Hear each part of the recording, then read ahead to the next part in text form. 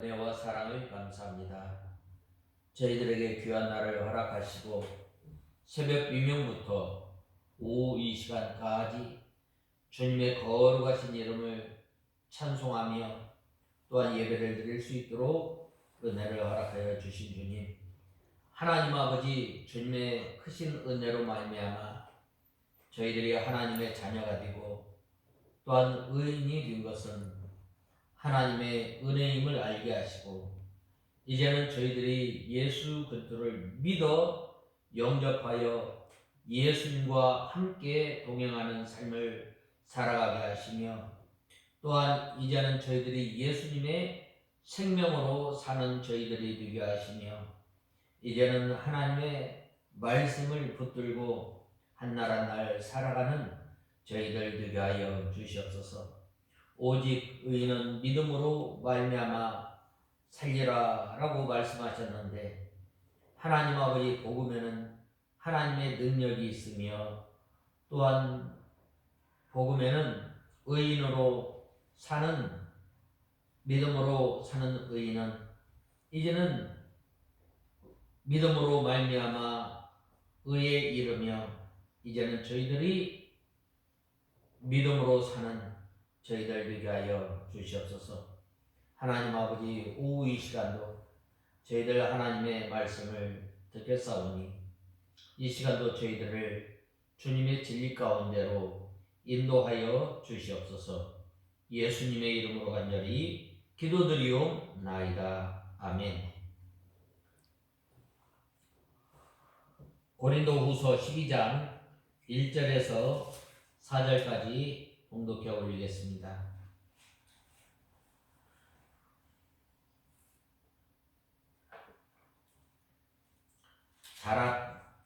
자랑하는 것이 유익하지 않으나 주님의 환상들과 계시들에 대해서는 내가 자랑하지 않을 수 없다. 내가 그리스도 안에 있는 한 사람을 아는데 그는 14년 전에 셋째 하늘에까지 이끌려 올라갔다. 그가 몸 안에 있었는지 몸 밖에 있었는지 나는 모르지만 하나님께서는 아신다. 내가 이런 일을 아는데 그가 낙원으로 이끌려가서 말로 표현할 수 없는 말들을 들었는데 곧 사람이 감히 말해서는 안 되는 것들이다. 아멘. 오늘 본 말씀 1절에서 4절, 또한 12장 전체를 보면 나를 위하여 약한 것들 위에는 자랑치 아니하리라 라고 사도 바울은 자신에 대해서 말하였습니다. 본문은 사도 바울이 자신의 사도적 권위에 대해서 적극적으로 이 주장하고 범죄자들에 대한 단호한 권징을, 이 견고한 사실을 이 기록하고 있는 본론 후반부 10장 1절에서 13장 10절의 기사에 연속된 부분입니다. 여기서는 복음을 위한 이 수고와 고난에 대한 사도 바울의 부득이한 자랑과 관련해서 이 기록하고 있는 11장 16절에서 23절에 이어서 이 사도 바울의 신비 체험은 그가 셋째 하늘에 이끌려 갔다는 것입니다. 사도 바울은 이 사실을 말하면서 자신이 영으로만 그곳에 갔다 왔는지는 분명하지 않으며 그것은 오직 하나님만이 아신다고 밝히고, 그곳에서 가히 이르지 못할 말을 들었다고 고백하고 있습니다. 하지만 사도 바울은 그 이상의 사실에 대해서는 언급을 회피하고 있습니다. 그것은 사람들이 복음의 본질에서 벗어나 엉뚱한 데 호기심을 갖지 않도록 하기 위해서였습니다. 오늘날 많은 사람들이 자기가 조금 이 영적 체험한 것을 너무나 부풀려서 말하는 경우도 있고, 또 이 영적 체험한 것을 이제 자랑으로 여기는 경우가 많이 있습니다. 사도 바울이 왜 이렇게 하나님께서 은혜로 말미암아 이 삼층천에 갔다 온 것을 이제 말하게 되었는가? 이것에 대해서 말하지 않으면 안 할 그러한 그 상황에 있을 때에 바로 이 사도 바울은 이러한 것들을 통해서 고린도 교회의 성도들을 바로 세우고 또한 거짓 스승들을 책망하기 위함인 것입니다. 사실 사도 바울이 자신의 이야기를 그라고 3인칭화하여 이야기하는 것도 이 일이 전적으로 이 하나님의 주권과 능력에 기인했음을 강조하여 사람들이 신비한 것에만 몰두하는 것을 방지하기 위함이었습니다. 사도 바울이 큰 은혜, 큰 능력을 체험하였음에도 불구하고 이 사도 바울의 신앙은 어떠한 신앙이었는가? 예수 그리스도의 구속에 기초한 그 믿음에 바로 서고 이 흔들리거나 또한 이 귀한 것을 하나님의 말씀을 이 굳게 잡고 믿음 생활 할 것에 대해서 말씀하고 있는 것입니다. 한편 사도 바울은 그가 환상과 계시로 인해서 교만해지지 않도록 하나님께서 그의 육체에 가시를 주셨다라고 말씀하고 있습니다. 이 사도 바울은 이 하나님으로부터 많은 은혜를 받은 삼층천에 갔다 오고 또 이 신약 성경에 반절을 기록할 만큼 하나님께서 크게 들어서 사용하였습니다. 그런데 그가 고백한 것은 뭐예요? 나의 약함을 늘 자랑하며 하나님의 은혜가 아니면 단 한순간도 설 수 없는 연약한 자기 자신을 자랑하였던 것입니다.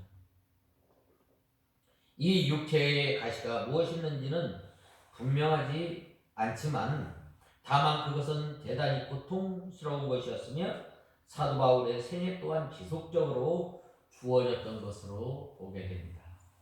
그것은 아마 이 사도 바울이 눈병으로 인해서 심한 고통을 앓을 때마다 하나님 앞에 그것을 붙들고 기도하며 또한 하나님께 매달렸던 것입니다.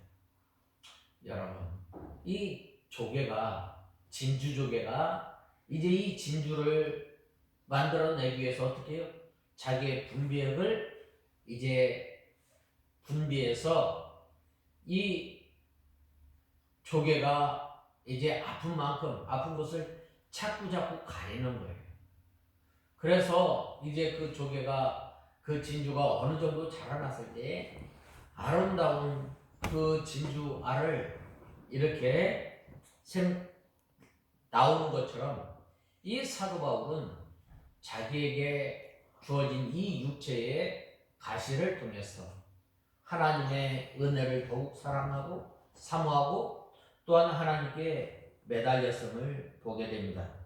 그래서 저는 오늘 본 말씀을 통해서 나를 위하여는 약한 것들 위에는 자랑치 아니하리라 라는 말씀을 통해서 오늘부터 12장을 살펴보고자 합니다.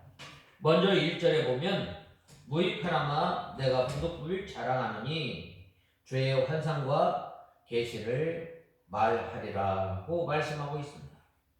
사도 바울이 자신의 명예를 구하는 사람이 아니므로 자신에 관한 것을 자랑하는 것은 자기에게 무익한 일입니다. 이때 당시에 보면은 고린도 교회에 가만히 들어온 거짓 스승들은 자기를 위해서 자기 영광을 구하는 사람이에요. 그렇기 때문에 자기의 외적인 모습 그 다음에 자기의 지식 또한 이 말의 이 유창함으로 인해서 자기를 자랑하였던 것입니다. 그러나 이 사도 바울은 무엇을 자랑하였어요? 오직 예수 그리스도의 십자가와 부활을 자랑하였던 것입니다.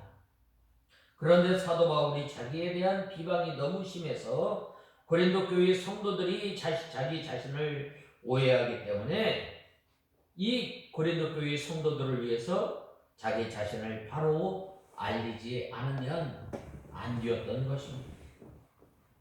그래서 부득불 자랑하는 것입니다. 사도 바울은 이 환상을 보았던 것입니다. 이때 당시에는 하나님의 말씀이 완성되지 아니하였으므로 말미암아 하나님께서는 계시와 또한 환상을 통해서 하나님의 뜻을 나타내신 거예요. 그런데 오늘날은 이 환상이나 또한 계시를 들었다라는 말은 이 옳지 않아요. 왜 그런가? 하나님께서 이 하나님의 말씀인 성경을 통해서 하나님을 깨닫기에 충분한 것입니다. 여기에 어떠한 다른 것을 더하거나 빼면은 안 되는 거예요. 그런데 오늘날 자꾸 사람들은 이 성경에 자꾸 더하는 거예요. 내가 환상을 봤는데 말이야. 내가 들었는데 말이야. 참으로 위험한 거예요. 우리 믿음 생활에 있어서 가장 기초가 되고 기준점이 되는 건 뭐예요? 바로 이 성경이에요. 이 성경 이 위에 벗어나면 안 되는 거예요. 이 환상은 현실에 없는 것을 있는 것처럼 느끼는 것입니다. 또한 이 계시는 가리워졌고 덮여졌던 것을 열어 보여주는 거예요. 하나님께서 하나님의 약속, 하나님의 뜻을 이 성경을 통해서 보여주시고 그대로 이루신 거예요. 하나님께서 이 세상을 창조하시고 또한 하나님께서 이 세상을 통해서 영광을 받으시는 데 있어서 또 하나님께서 각종 아름다운 것을 이 세상 에덴 동산에 허락해 주셨지만 사람이 하나님의 말씀을 어김으로 말미암아 이 타락한 백성들을 이제 하나님께서 찾아오셔서 구원하여 주시고 하나님의 약속을 어떻게 이루어 가시는가에 대해서 말씀하시고 또한 친히 하나님의 말씀을 이루십니다. 이 하나님의 말씀을 통해서 하나님의 구원과 하나님의 그 구원 역사가 어떻게 이루어 가는지 이 성경을 통해서 알 수가 있습니다. 그래서 이제 예수님께서 이 땅에 오셔서 우리와 함께 사시고 또한 십자가에 못 박혀 죽으시고 올라가시고 이제는 다시 오실 예수님께서 어떠한 모습으로 오시고 어떻게 할 것인가, 또한 이제 장차 예수 그리스도를 바라보며 예수님의 재림을 소망 삼고 살아가는 사람들이 어떻게 믿음 생활을 해야 할 것인가에 대해서 이 성경을 통해서 환히 밝히 알게 하신 거예요. 그렇기 때문에 이 성경을 통해서만 하나님의 말씀을 통해서 하나님의 뜻, 하나님께서 행하시는 역사를 밝히 알 수 있는 거예요. 그런데 이 사도 바울은 하나님의 계시와 또 환상을 통해서 이 하나님께서 들어섰던 거예요. 오늘날에는 방금 말씀하셨던 것처럼 이제 환상과 계시는 이제 필요가 없지만 이 하나님의 말씀을 통해서 하나님의 뜻을 깨닫고 믿음 생활하는 사람은 어떻게 믿음 생활해야 하는가? 사도 바울이 많은 은혜를 받았음에도 불구하고 늘 예수 그리스도의 십자가와 부활을 기초로 해서 믿음 생활하였던 것처럼 우리가 이러한 그 믿음 생활하는 저와 여러분이 다 되어야 합니다. 그래서 이 본 말씀 1절에 보면 무익하나마 내가 부득불 자랑하노니 주의 환상과 계시를 말하리라 라고 말씀하셨습니다. 즉 자랑은 무익하고 쓸데없으며 심지어 어리석기조차 한 일임에 틀림없지만 이 사도 바울은 이 자신의 사도성을 변화하고 더 나아가 이 복음과 예수 그리스도의 영광을 위해서 어쩔 수 없이 자랑할 수밖에 없었다는 거예요. 사도 바울은 참 이 하나님의 은혜를 통해서 이 하나님의 말씀 신약 성경을 반절 이상을 기록한 사람. 하나님께서 얼마나 이 이방인의 사도로 하나님께서 쓰셨는지 알 수 있습니다. 또한 그가 하나님의 말씀을 전하면서 많은 어려움과 환난 가운데서 또한 하나님께서 보호하신 하나님의 인도하신 가운데서도 이 복음을 잘 전할 수 있는지 또한 하나님께서 때마다 시마다 붙들어 주시고 인도하여 주신 친히 체험을 많이 한 사람이에요. 그런데 자기는 여기에서 뭐라고 말씀하셨어요? 나는 부득불 자랑하지 않았어. 약한 것을 자랑합니다. 나는 죄인이다. 나와 같은 사람이 하나님의 자녀가 되고 나와 같은 사람이 하나님의 자녀가 되어서 이제는 이방인의 사도로 하나님께서 사용하였어. 이제는 저 로마뿐만 아니라 저 스페인까지 가서 복음을 전할 수 있도록 하나님께서 은혜를 베풀어 주시고 붙들어 주시고 인도하여 주신 것을 감사했습니다. 그래서 이 사도 바울은 이 예수 그리스도의 십자가와 부활을 자랑한 것입니다. 그리고 이를 위해서 사도 바울은 자신이 경험했던 놀라운 신비체험, 곧 그는 하나님으로부터 받은 환상과 계시에 대해서 이야기하였다는 것. 그런데 여기에는 그 내용의 경이성과 함께 우리가 주목해야 할 한 가지 사실이 있는 거예요. 그것은 2절에 언급한 바와 같이 이와 같은 사도 바울의 체험이 이 무려 14년 전에 있었다는 거예요. 오랫동안 그는 이 하나님께서 베풀어 주신 그 큰 은혜를 받았지만 말을 하지 않았어요.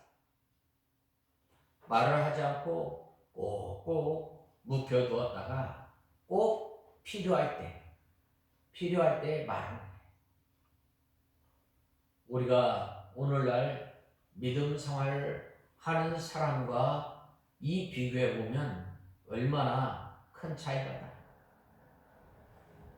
조금만 은혜 받았다 하면 어떻게 되는 거예요? 당장에 집회를 하는 거예요. 무슨 능력 집회, 신비. 참 하나님께서 왜 주신 거예요? 우리에게 각자에게 때로는 하나님께서 큰 은혜를 주셨을 때는 그것을 붙들고 하나님 앞에 겸손하게 낮아져서 믿음 생활을 하라는 거예요. 이 받은 것을 가지고 교만하고 또한 다른 사람을 무시하고 멸시하라고 주신 것 아니에요. 특별히 하나님께서 우리에게 귀한 하나님의 진리를 많이 깨닫게 해주셨는데 이 많이 깨달은 이 진리를 통해서 예수 그리스도를 알아가고 예수 그리스도를 닮아가야 할 하나님의 백성들이 어떻게 되면 때로는 이것으로 인해서 하나님을 닮아가고 하나님 앞에 더욱더 가까이 나가는 것이 아니라 때로는 이런 것들이 걸림돌이 되는 때가 많이 있어요. 다른 사람을 멸시하고 다른 사람을 무시하고.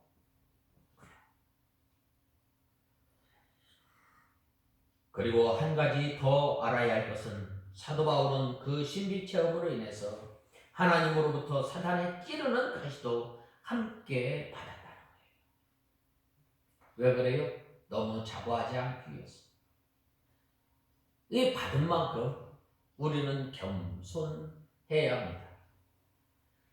우리가 가을에 이 들판을 보면은 어떻게 돼요?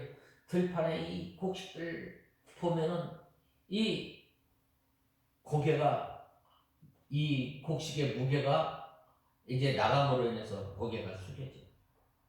우리가 하나님의 말씀을 많이 깨달았어요. 우리가 다른 사람보다 하나님보다 하나님께서 더 많은 은혜를 주셨어요. 우리는 겸손해야 돼요. 받은 만큼 겸손하고 그 다음에 하나님을 섬기는 저와 여러분이 돼요. 내가 얼마나 부족하면 하나님께서 많이 주셔서 또 하나님을 섬길 수 있도록 몸으로 마음으로 주님을 떠나지 말아야 합니다. 그것이 구체적으로 무엇인지 확실치 않지만 심각하고 무서운 육체적 장애나 고통이었음을 우리는 아는 것입니다. 어쨌든 사도 바울은 이로 인해서 사람들로부터 몸이 약하고 말도 시원치 않다는 등 업신 여김을 받아야 했습니다. 심지어는 사도성에 대한 근본적인 의심마저 받아왔던 것입니다. 뭐 저 사람이 그래. 저 사람이 무슨 사도야. 내가 볼 때 별로 그렇게 잘생기진 않아.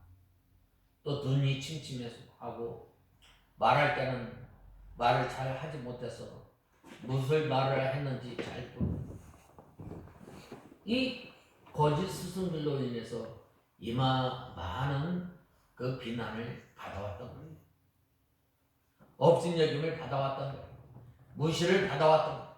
그럴 때마다 이 사도 바울은 늘 예수 그리스도의 고난에 참여하며 또한 하나님 앞에 엎드리고 하나님께 은혜를 구했다.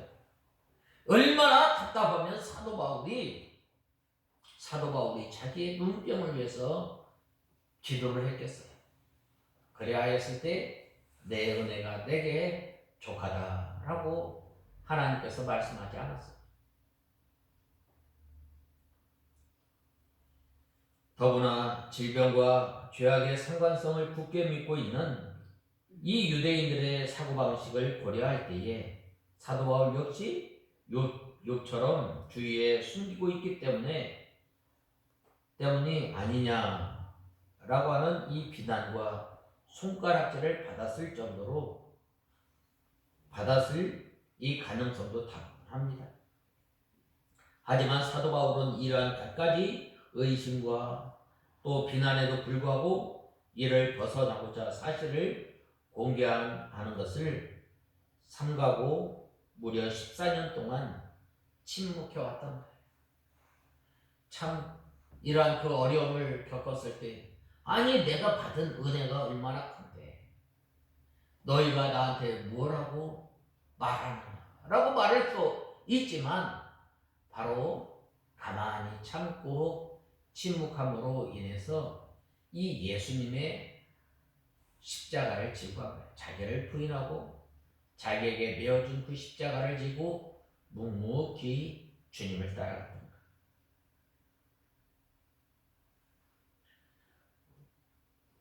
왜냐하면 이로 인한 또 다른 부작용이 있을까 염려하였기 때문입니다.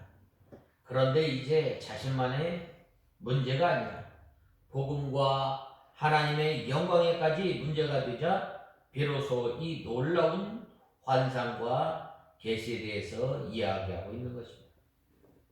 참으로 위대한 겸손과 또 인내의 모습을 우리는 보게 됩니다. 우리 성도들이 가장 우리가 가져야 할 그 덕목 가운데 하나가 겸손과 인내예요. 예수님께서도 이 우리를 위해서 십자가에서까지 참는 인내를 하셨고, 또 하나님의 아들이신 그 예수님께서 이 땅에 가장 비천한 모습으로 내려오는 이 겸손함을 친히 보여주셨고, 또한 예수님의 제자들의 발을 씻기신 거예요. 참 하나님의 은혜가 아니면 이렇게 사도 바울이 참고 14년 동안 참았던 것입니다. 즉 조그만 자랑거리만 있으면 이내 드러내지 않고 못 견뎌 하는가 하면 자신의 이름을 내기 위해서 쓸데없는 것까지 책으로 만들어 돌림으로 값비싼 자원을 낭비하는 사람들도 있어요. 우리가 조그마한 것, 우리가 하나님의 말씀을 깨달은 것, 우리가 또한 믿음이 자라난 것, 내 힘으로 된 것이 아니라 전적인 하나님의 은혜로 된 것임을 알고 우리의 약한 것을 늘 자랑하며 드러내는 저와 여러분들, 우리가 찬송가 410장에도 말하지 않았어요? 아, 하나님의 은혜로 이 쓸데없는 자 왜 구속하여 가는지 난 알 수 없도다. 왜 내게 믿음을 허락해 주셔서 예수 그리스도를 구주로 믿고 고백하는지 난 알 수 없도다 라고 하면서 찬송하지 않아요? 우리가 이 하나님께서 베풀어 주신 그 은혜, 우리가 하나님께서 지금까지 인도하여 주신 그 은혜를 잊지 말고 우리가 어떤 사람이었는가를 생각하면 우리가 겸손하고 참고 견디며 믿음 생활을 하게 되는 것입니다. 심지어 별것 아닌 체험을 가지고도 이를 체험하지 못했다 하여서 주위 사람들을 무시하면서 정죄하는 사람들도 있습니다. 하지만 우리는 원래 얇게 흐르는 물과 빈수레가 요란하고 깊게 흐르는 물과 무거운 짐수레는 소리가 없는 거예요. 참 이 사도 바울의 믿음이 얼마나 깊고 얼마나 사도 바울의 이 믿음이 좋은지 알 수가 있어요. 하지만 이 진정한 실력과 자랑거리를 지닌 사람들은 쉽게 자기를 자랑하지 않습니다. 우리가 잘 알잖아요. 운동을 많이 한 사람, 내공이 깊은 사람 어떻게 해요? 그냥 때리면 맞는 거예요. 왜 맞아요? 내가 움직이면은 다른 사람이 크게 다치기 때문에 차라리 몇 대 맞고 마는 거. 그래서 일찍이 자신이 창안했던 이 쌍꺼법으로 당대를 지배했던 일본의 이 신화적 검객 미야모토 무사시는 고수는 함부로 칼을 뽑지 않는다라고 하는 유명한 이 말을 남기기도 했습니다. 그러므로 우리 성도들은 이 진정으로 하나님의 놀라운 은혜와 능력을 받았다면 우리는 쉽게 말할 수 없는 거예요. 예수님께서 나를 위해서 십자가에 못 박혀 죽으시고 때마다 시마다 우리를 붙들어 주시고 인도하여 주시고 지금까지 우리를 붙들어 주시고 인도해낸 그 은혜를 생각할 때 말할 수가 없는 것입니다. 오히려 이를 쉽게 떠벌리고 자랑함으로 오히려 그 가치를 떨어뜨리는 경박한 모습은 우리가 삼가 조심해야 합니다. 그리고 절대 절명의 순간이나 복음과 관련된 상황에 직면했을 때에만 드러내고 사용함으로 은혜가 되는 우리가 다 되어야 합니다. 사도 바울이 이 예수 그리스도의 복음의 방해됨과 또 하나님의 영광이 가려짐으로 인해서 이 사도 바울이 받은 그 은혜를 말하였던 것처럼 우리는 이 말에 실수가 없고 또 우리가 우리의 삶을 통해서 하나님의 영광을 높이는 드러내는 우리가 다 되어야 하겠습니다. 그 다음에는 이 2절에서 4절에 보면 뭐라고 말씀하였는가?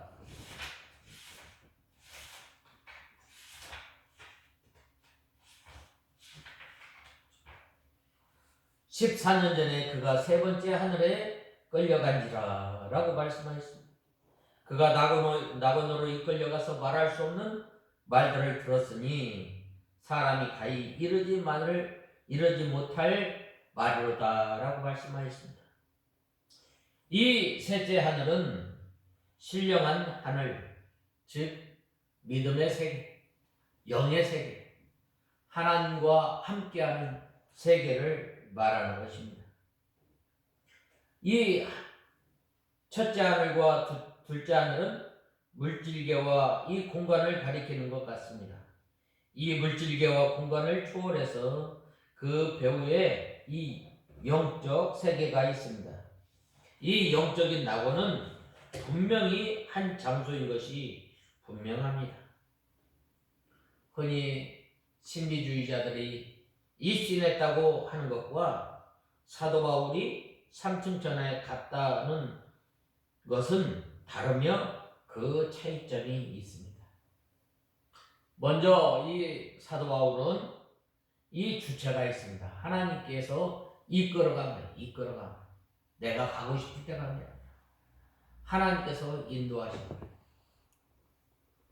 사도 바울이 이 삼층천에 간 다음에도 그 자신이 몸 안에 있었는지 몸 밖에 있었는지 알아보려고 하였습니다. 신비주의자들이 말하는 그 입신은 주체가 없고 꿈꾸는 것과 같다고 했습니다. 이 사도 바울은 객관적으로 이끌려 갔던 것이고 신비주의자들은 이 주관적으로 간 거예요. 하나님께서 우리에게 환상을 줍니다. 다니엘도 마찬가지예요. 다니엘이 환상을 보았을 때 하나님의 전적인 역사로 말미암아 환상을 본 거예요. 사도 바울은 이 수동적으로 이끌려갔지만 이 신비주의자들은 이 능동적으로 힘써서 자기가 이 환상을 보았던 것입니다. 사도 바울은 스스로 원해서 한 것이 아니라 우연히 된 것이나 이 신비주의자들은 자기의 소원대로 되어진 것입니다. 이 하나님께서 이 계시를 환상을 허락하실 때 하나님의 주권적인 역사로 말미암아 이 환상을 통해서 하나님의 뜻과 하나님의 이 역사를 보여준 것입니다. 그 다음에는 사도 바울은 의식적인 주체가 있었던 것입니다.